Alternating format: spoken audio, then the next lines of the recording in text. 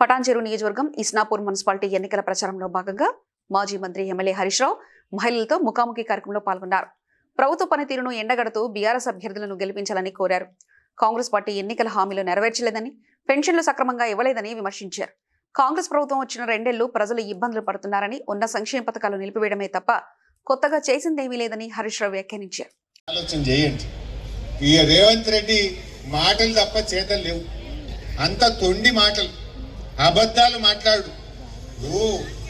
వెనకటో సామెత ఉన్నది, నిజం గడప దాటక ముందు. అక్కా చెల్లెళ్ళందరికీ పేరు పేరున నమస్కారం అమ్మా. బాగున్నారా? సో ఈరోజు మీ అందరితో కొద్దిసేపు కలుద్దాము, మీతో మాట్లాడదాము అని మీ దగ్గరికి రావడం జరిగింది. సరే, ఈ రాష్ట్రంలో 10 ఏళ్ల పాటు కేసీఆర్ పాలన చూసినాం. ఇప్పుడు 2.5 ఏళ్ళు అయింది కాంగ్రెస్ వాళ్ళ పాలన కూడా చూస్తున్నాం. మొన్న ఒకసారి నా దగ్గర భార్యాభర్త ఇద్దరెక్కితే భార్య ఫ్రీ అంటే